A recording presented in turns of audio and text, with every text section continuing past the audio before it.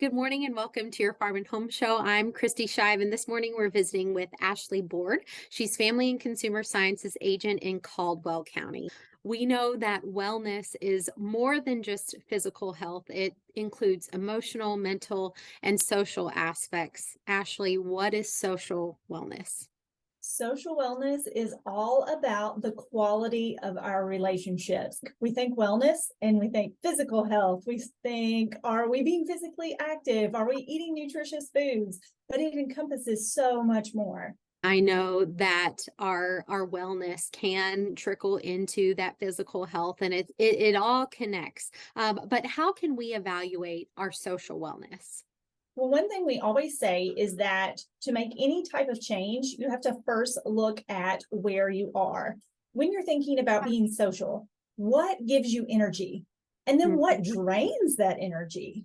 Yes, I definitely consider myself an extroverted introvert. I love being around people, but sometimes when I have too much social interaction, I just need to find some time to be alone, and that's how I can refuel.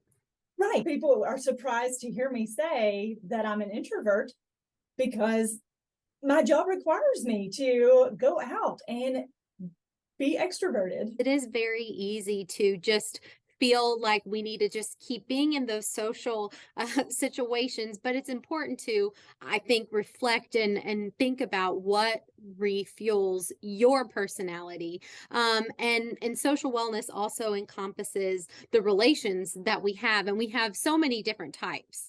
Yes. And so thinking about your social life, what is going well, and then what can be improved? Does your circle include people that you can trust? Do you spend time with family and friends? Do you make that social time a part of your schedule? Do you have any tips for how we can improve our overall social wellness? Yes, the National Institutes of Health actually has a checklist. So these tips that I'm going to give you, we will also have the link available, and we discuss this more in our podcast. But there's a checklist that goes with each one, and you can go through and see which tip works best for you. So the first one is to make those connections. Think about how you can get involved with others.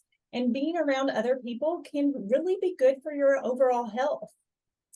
The second one, take care of yourself while caring for others. Many of us are caregivers. Either you may be a parent, you may be caring for a sibling, you may be caring for a parent, but self-care is also important.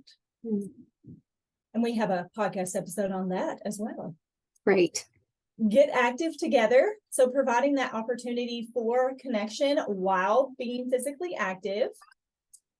Shape your family's health habits. Your child is watching you to figure out how they're supposed to be. So we want to be that healthy role model. And then bonding with children. You have children. You want to build those strong connections. And then the last one is just build healthy relationships. And it's never too late to learn ways to improve those relationships. Ashley, coming out of the pandemic, I think many of us may still be in the situation where we aren't interacting with others as much. And if you are introverted by nature, you may tend to stay away from that social interaction. But today has been a great reminder that we do benefit from social interaction. Ashley, I know that you have a podcast. Before we leave today, tell us a little bit about the podcast. It's called Life Simplified. We release an episode every Tuesday, and there are 4 Family and Consumer Sciences agents that work on this podcast together. So we would love for you to take a listen. So many great topics on that podcast. You can access the Life Simplified podcast at podbean.com. Type in Life Simplified, and you can learn more about social wellness. Thank you for joining us today on the Farm and Home Show, and we'll see you next time.